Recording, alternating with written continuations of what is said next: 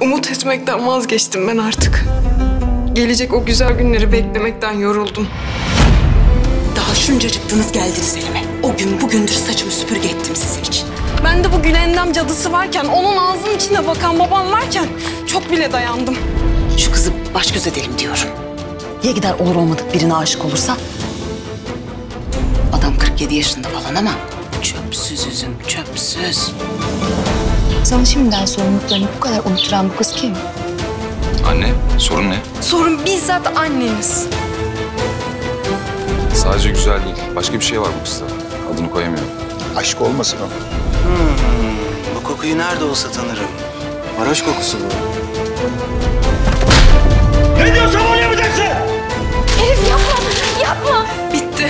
Rüyada bitti. Her şey bitti. Gerçek bu.